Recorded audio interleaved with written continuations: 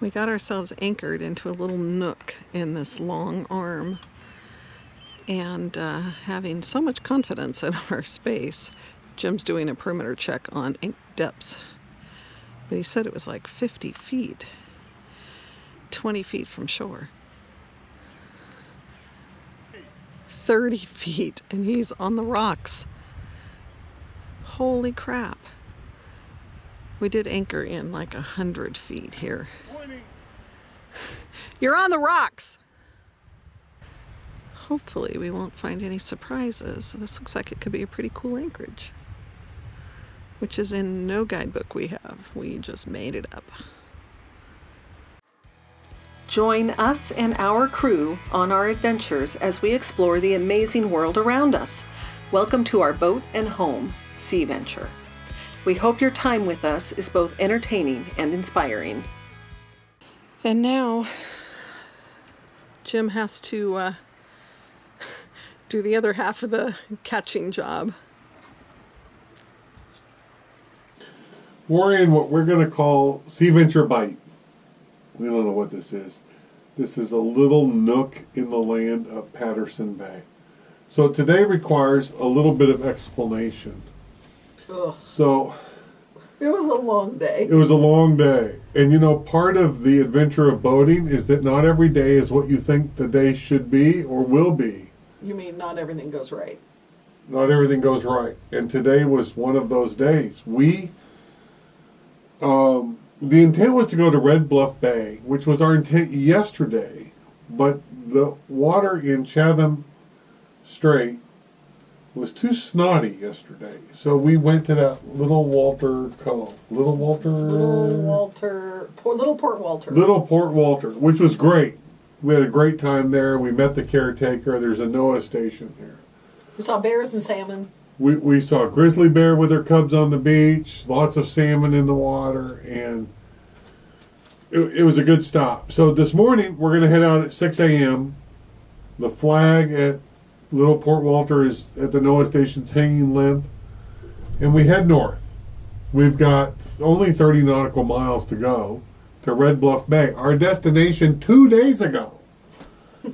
We head north, and it is again just snotty. It is 20 plus knots of wind,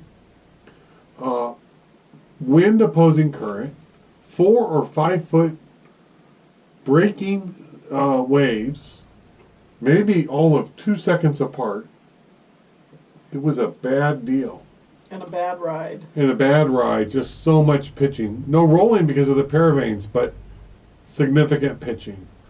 So we decided to duck in, and we thought, hey, while we're waiting, we'll do some salmon fishing.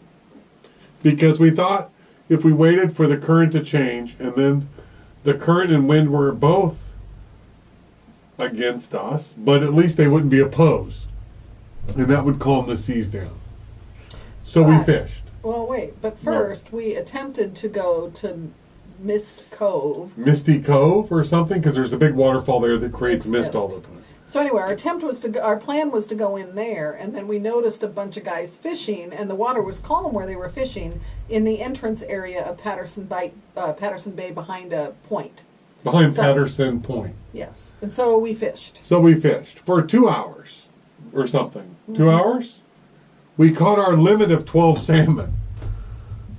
So now we have this massive amount of salmon. The cooler is half full of salmon. And then we thought, well, by now the current has changed. We can go around the corner. We go around the corner after fishing in this dead calm water, and it is still snotty. We touched 30 knots of wind on the bow. It is like 6 foot seas. Anchor in the water. The anchor is hitting the water. The entire boat. I've had to turn the windshield wipers on in blue sky because of the salt spray coming over the front of the boat. Well, we're doing 4 knots. And we're doing 4 knots. In theory, with the current with us still a little bit, but into this heavy seas and strong wind. So we turn around, and we're going to go check out that Misty Cove. And there's like buoys blocking the entrance, so we can't go in there. So we go way up 3 miles up this other inlet. because there was a report of a good anchorage at the head of the bay. A potential anchorage at the head of the bay with a good review from Active captain. Active Captain. It was complete. There was no space to anchor up Keep there. it clean. There was no space to anchor up there. Beautiful waterfall, though. Beautiful waterfall. So we came back out and then came up Patterson Bay, of which there's no information on. No. The Alaskan Douglas Cruising Guide says, yeah, I don't know, never been up there. Doesn't look like anybody's been up here. And we come up and we find this little bight you can see over the bow right now. So we are anchored fairly close to shore in 90 feet of water, which is fine. And it's been fantastic. We spent like 3 hours cleaning and processing salmon. Fish. Yeah. And here we are. Yes, it's about 8 o'clock. We just movie finished night. dinner. Everything's a mess because we're just tired. The cats are really happy we're at anchor. They had a rough day. They had a tough day. They had a tough day. And, We have to evaluate how to better help the cats when in we- rough seas. In rough water, yeah. And it was definitely rough water today. Definitely rough water. So we'll work on that. I think we have some ideas and strategies. I think we're going to stay here tomorrow, though. Tomorrow it's supposed to blow a lot more. harder than today. So we did get some beer when we were in Ketchikan. Local beer. Ketchikan, Yeah, locally brewed Alaskan beer. That is, Matanuska. I don't know. Magnitude 9.2. Yes, 9.2% alcohol content beer. Damn, it works. Yes, it's very good. So, there we are out here in the middle of, Nowhere where we will stay for a little bit longer. yeah, A few more days. that's it. From Sea Venture Bight, where I think no boats ever go. It's pretty close to high tide. We're still hunkering down in our little Sea Venture Bight that we sort of created. Here we go. I'll show you what that looks like. And that is this little bight here. And you can continue on for another 3 miles down the bay, but we just weren't interested in going any further. So this is where we're at. We are exposed to the southerlies, and they are coming up the strait here. And we're actually feeling the swells here 3 miles in, and we can see a little bit of current. It's not as bad right now. A little bit of current out there in the actual channel. Let's see if I can show a little bit of that. Oh, it's really raining.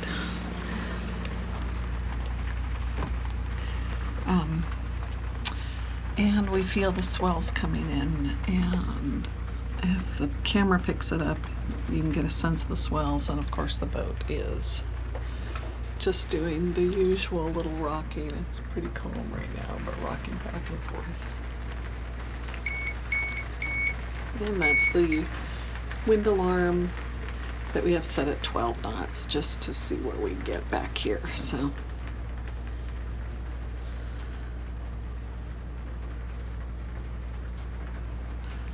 that's it for our stormy stay home day.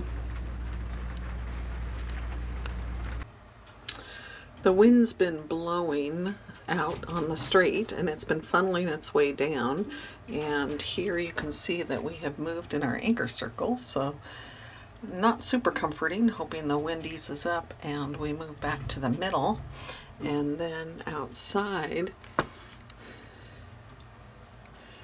you can see there's a fair number of whitecaps out there in what I call the river, which is really Patterson Bay. That's not a bay, more a fjord, but it's just a straight line shot from the south, which is the way the wind is coming. And we're getting a fair amount of rollers in, but that's about it. Rollers and wind pushing us over. Hopefully this will abate soon, but it's not. It's actually supposed to until tomorrow morning, which will make for an interesting night. On this stormy day, we're off to a little adventure. So this is 3 miles up Patterson Bay that opens up into Chatham Strait, and we've got some swells coming in. Probably not, well, I don't know. Anyway, we've got some swells coming in, and we tucked into this little bight over here, this little indent where there's a creek, and that's where Sea Venture sits. Fortunately, it gets us out of the worst of these. But this little inlet, this Patterson Bay, continues on for 3 more miles that direction before you get to its head. And there's some really pretty mountains or cliffs here, but they're a little obscured at the moment. There's our bight over there, and there were some islets over here, so we came over to see, and we found ourselves kind of in a little sheltered bay,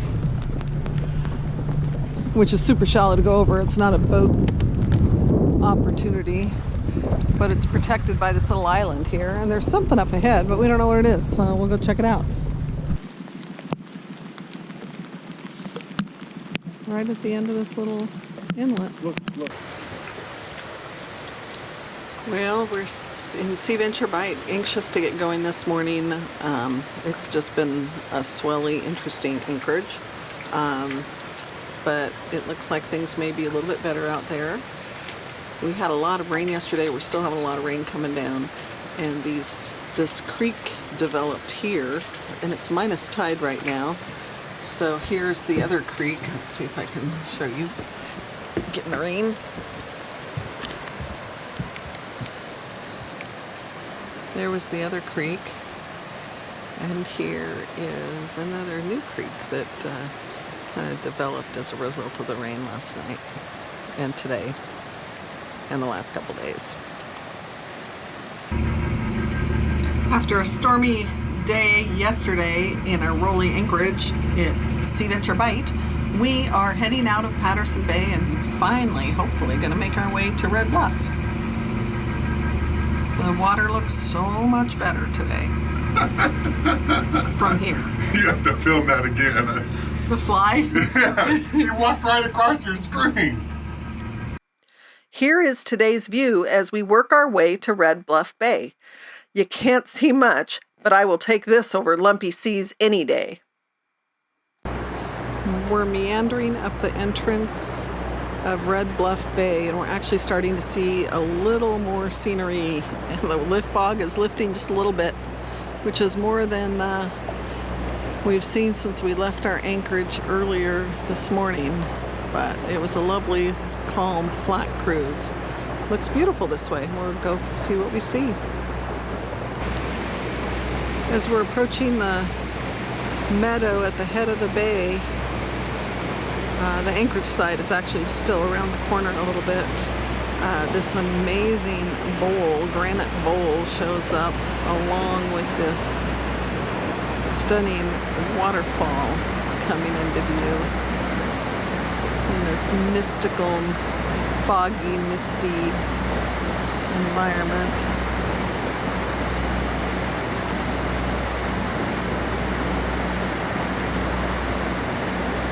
Well, we finally made it to Red Bluff Bay. It took a few days, but we got there. Join us in an upcoming episode as we explore the bay and continue our journeys northbound up the east side of Baranof Island before turning west and heading out Peril Strait to Sitka, Alaska.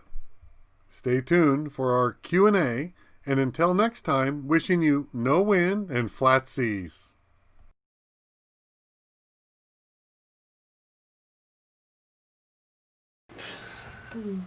Right, it's time for another episode of Sea Venture Q&A.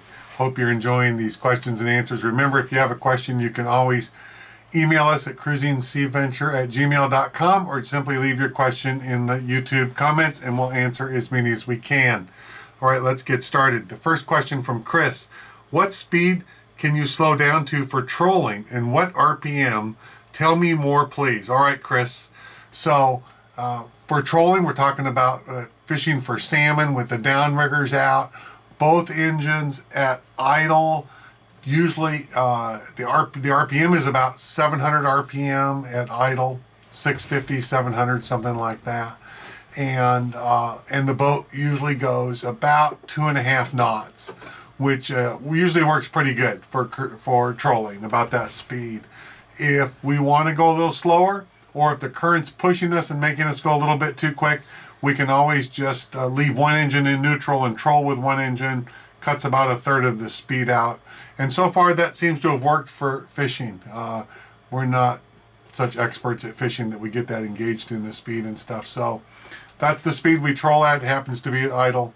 And hope that answers your question, Chris. Next question. Earl asks, how long does that 1,200 gallons of fresh water last you when cruising on Sea Venture, and how often do you run your water maker? So if you've watched some of our videos or the engine room tour video, you'll know that Sea Venture carries 1,200 gallons of fresh water. It is a large amount of fresh water, even for much larger boats. It's a large amount. The 1,200 gallons last us usually 2 to 3 weeks. Now, I need to qualify that a little bit. Most boaters are really good at conserving water, and they have lots of strategies and techniques. One thing you're never going to hear from me in a Q&A is how to conserve water, because we've just never really done it. We have friends who carry like 90 gallons on their sailboat and last 2 weeks with 90 gallons. We use like 70 gallons a day, something like that, 50 to 70 gallons a day, because we're running the washing machine, we're doing lots of dishes, we're taking showers, don't really conserve water. So Sea Venture's 1,200 gallons is a lot, and there's a reason it has that much. I think it primarily stems from the fact, remembering that Sea Venture was built in 1977 as a long-range ocean-going trawler, and that really predates water makers for boats this size. So she carried enough fresh water to last the 30 days or so that our cruising range is based on fuel. We can run like 30 to 35 days nonstop on fuel, so it's a comparable amount of water in theory to run just as long comfortably. But we do have a water maker. When we're going to be out more than a couple weeks without going to a dock, then we run the water maker when we're cruising, and keep the tanks fairly full. If we're going to be out for less than a couple weeks between a dock, then frankly we don't bother, and we just fill up when we're at a dock and can do so. So I hope that answers your question, Earl. Thanks, great question. All right, that's going to wrap up our Q&A for this session. Remember, if you have a question, you can email us or leave a question in the comments on YouTube, and we'll answer your question. But until next time, wishing you no wind and flat seas.